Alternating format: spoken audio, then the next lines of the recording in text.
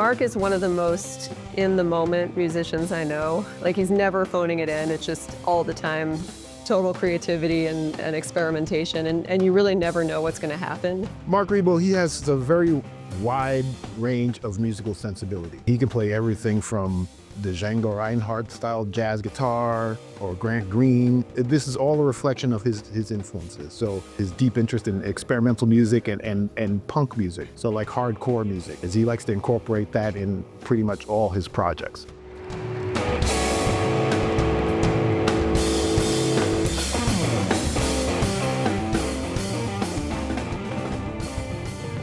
Two things propelled me into playing guitar.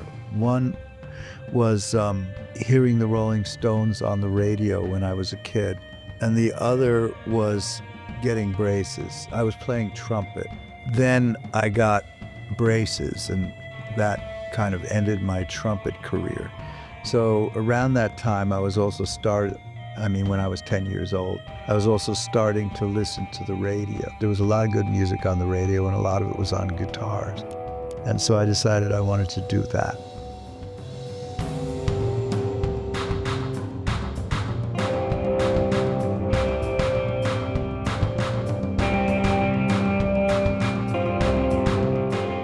When you have a music festival, and you see who's playing on the list, the schedule, and it's like, oh, I know him, so it's always a thing where you look forward to running into these musicians that, it's like a little reunion, Yeah, it does feel like a reunion in a sense. And with this one in particular, really centered around Marc Ribot, who's one of my heroes on guitar. So it's been a pleasure to be a part of this. This is kind of a retrospect of music that he's done throughout the years for the past 30 years, I guess. Yeah.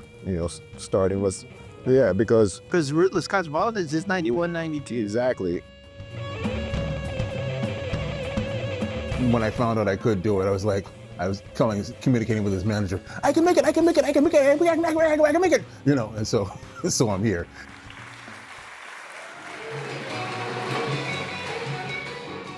The most important thing in improvising is, well, of course, to listen. We listen to each other, and we listen to the room. I think it's very important in all kinds of music. Maybe that's why people go and hear it, but I think that the audience is very much part of improvising. It's an exchange, it's a call and response.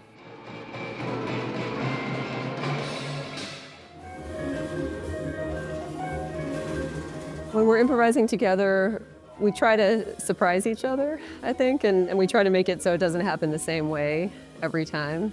You really trust each other. So I feel like I can kind of do anything and they'll be right there with me and vice versa.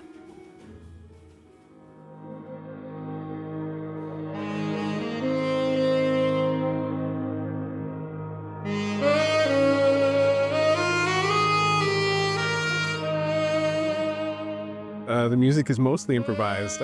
Once we play the melodies, then everybody's improvising all throughout, and this group really listens very attentively to each other.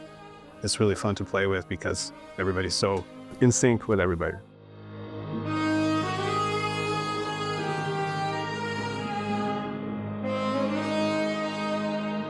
I like to think about it as a dance, so, I give the audience some, and then as a ensemble, we're communicating with each other. So it's a back and forth. The audience is like another member, really. But I think we can get to a state where once we know it's for real, like we're playing, rehearsal is different. That's a very low energy thing for us.